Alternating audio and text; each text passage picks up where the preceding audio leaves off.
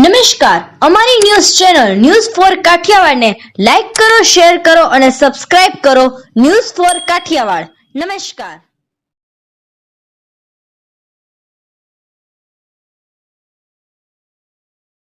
Solve this up!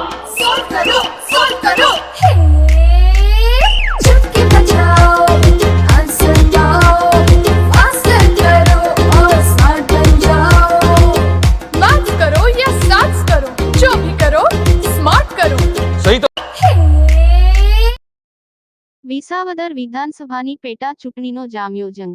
Bilkha પંથકની અંદર ભાજપના ઉમેદવાર કિરીટ પટેલનો પ્રચાર. ભલગામ અને આસપાસના ગ્રામ્ય વિસ્તારમાં પ્રચાર. ભલગામ રામજી મંદિર ખાતે ગ્રામ કિરીટ પટેલની સભાનું આયોજન. અલગ અલગ સમાજના અગ્રણીઓ ઉપસ્થિત. 2017ની ચૂંટણીમાં આ વિસ્તારમાં વધુ મત મળ્યા હતા.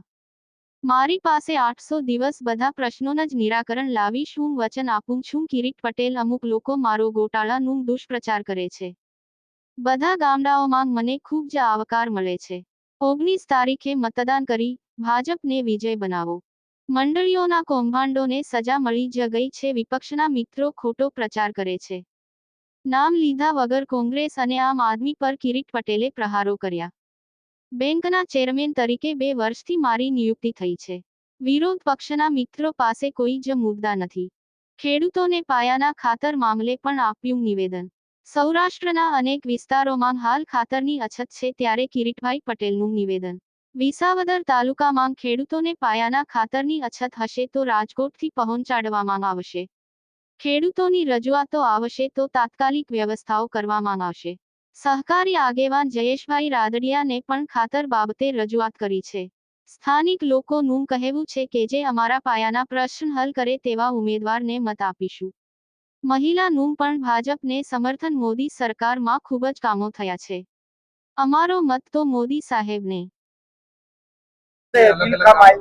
ગામડે ગામડે જ્યારે અમે જઈ રહ્યા છીએ ત્યારે 87 વિસાવદર મત વિસ્તારના તમામ ખેડૂત ભાઈઓ, વડીલો, યુવાનો, દોસ્તોએ આ વખતે એક મન બનાવ્યું છે કે 2.5 વર્ષ માટે ભારતીય જનતા પાર્ટીના ઉમેદવાર તરીકે જ્યારે મને તક આપી છે ત્યારે વિજય બનાવી અને આ તમામ 157 ગામના લોકો, મતદાર ભાઈઓએ વિકાસની રાજનીતિમાં માનનીય વડાપ્રધાન શ્રીનો જે ઉદ્દેશ છે એના સંકલ્પને ચરિતાર્થ કરીએ આવો એક નિર્ણય એક સુરે તમામ લોકોએ લીધો છે.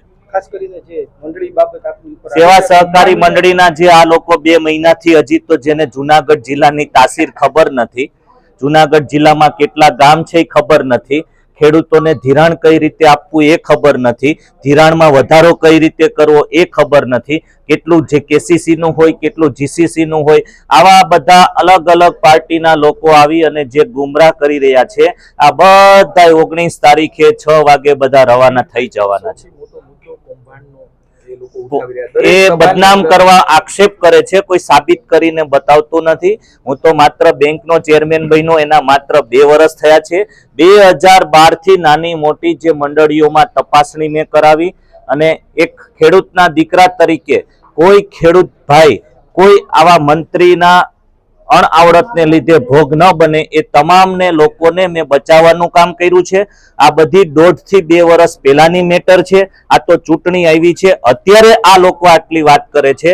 તમામ આરોપીઓ એમાં ક્યાંય બેંકના કર્મચારી સામેલ હોય કે મંડળીના મંત્રીઓ સામેલ હોય કે બેંકના અધિકારીઓ સામેલ હોય એની સામે ન માત્ર જુનાગઢ પરંતુ ગીર સોમનાથ, પોરબંદર આ 3 જિલ્લામાં પોલીસ ફરિયાદ કરી બધાને જેલમાં નાખ્યા છે. કોર્ટમાં એનો કેસ ચાલે છે. નિર્ણય આવશે એટલે બધાની સંપત્તિ જપ્ત કરી અને ન્યાય અપાવવાનું કામ અમે કરી રહ્યા છીએ. અત્યારે વાવણીની સીઝન છે. તમે હમણાં જ તમારા પ્રવચનમાં ખેડૂતોને પાયાનું ખાતર મળતું નથી. અનેક ગામડાઓ ખાતરની ક્યાંક શોર્ટેજ હશે. અમને જ્યારે રજૂઆત આવી છે ત્યારે અમે જયેશભાઈ રાદડિયા ઇફકોના ડિરેક્ટર છે એમના મારફત તાત્કાલિક ખાતર પહોંચાડવા માટેની વ્યવસ્થા કરી છે. ક્યાંય પણ ગામડામાંથી એવી અમને રજૂઆત આવશે તો 48 કલાકની અંદર રાજકોટમાં ખાતરનો સ્ટોક છે ત્યાંથી પણ અમે મંગાવી અને અમારા ખેડૂત ભાઈઓ ન માત્ર આ ચૂંટણી છે એટલે નહીં પરંતુ જુનાગઢ જિલ્લાના બીજા તાલુકામાં પણ રજૂઆત આવશે તો એ કામ કરવા માટે એક જનતાના પ્રતિનિધિ તરીકે અમે કટિબદ્ધ છીએ.